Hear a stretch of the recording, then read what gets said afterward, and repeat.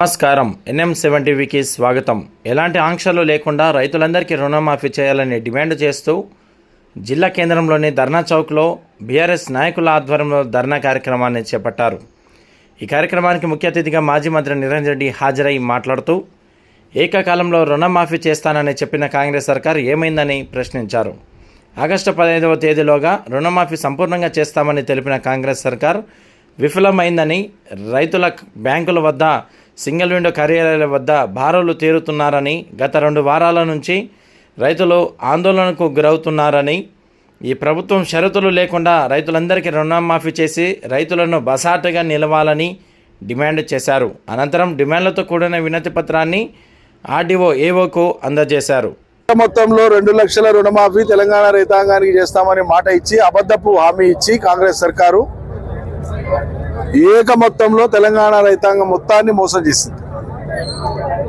చెప్పిన 40,000 కోట్ల నుంచి ఇవాళ సారాంశంలో 15 ఆగస్టు లోపల జరిగింది కేవలం 7,500 కోట్ల రూపాయలు మాత్రమే అని సాక్షాత్తు ఉప ముఖ్యమంత్రి ఆర్థిక శాఖ నిర్వహిస్తున్నటువంటి మంత్రి గారే సావు కబురు సల్లగా చెప్పినట్లు రైతాంగానికి తెలియజేశారు. తెలంగాణ రైతుల సంఖ్య తమ వద్ద ఉన్నటువంటి డేటా ప్రకారంగా ఏది రుణమాఫీకి సంబంధించి 41,78,000 మంది అని వ్యవసాయ శాఖ మంత్రి చెప్తున్నారు. వాస్తవంగా 60 లక్షలు. వారి లెక్కనే అనుకుంటే కూడా 41,78,000 అంటే సుమారు 42 లక్షలు అనుకుంటే కూడా తుమ్మల నాగేశ్వరరావు గారు చెప్పినటువంటి వివరాల ప్రకారం కూడా 22 లక్షల మందికి మాత్రమే రుణమాఫీ చేరిందని ఆయన అంటున్నారు. అది కూడా రూఢి కావాల్సి ఉంది. మరో మంత్రి, రెవెన్యూ మంత్రి ఇంకో 12,000 కోట్ల రూపాయలు వేస్తే సరిపోతుంది రైతులకని ఆయన అంటున్నాడు. అంటే దీన్ని బట్టి మీరు పరస్పర విరుద్ధమైనటువంటి ప్రకటనలు, మీరు చేస్తున్న ప్రకటనల ప్రకారంగా చూస్తే కూడా మీరు చెప్పిన రుణమాఫీ 2 లక్షల రూపాయలు 15 ఆగస్టు లోపల చేయడంలో సంపూర్ణంగా విఫలమైనారు.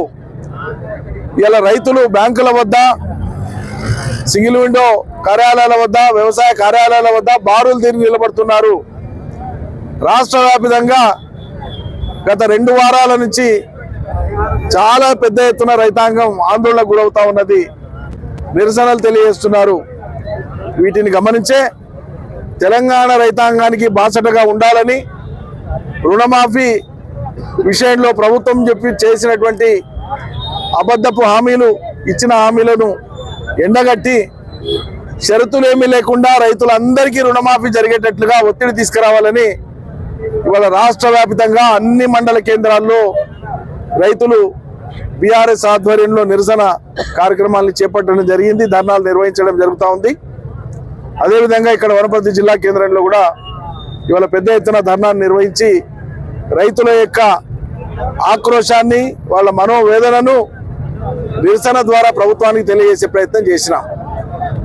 మా ప్రయత్నం కొనసాగిస్తాం. ఈ సర్కారుపై ఒత్తిడిని ఇంకా పెంచుతాం. అబద్ధాలతో, మాయమాటలతో, విపక్షాల మీద ఎదురుదాడితో, బూతు మాటలతో వాళ్ళు రాజ్యం వెళ్తామంటే అది కుదరదు. నిలదీస్తాం. రైతుల్ని గోసబెట్టినటువంటి సర్కారు రైతుల యొక్క ఉసురు దాకి పతనం కాక తప్పదు.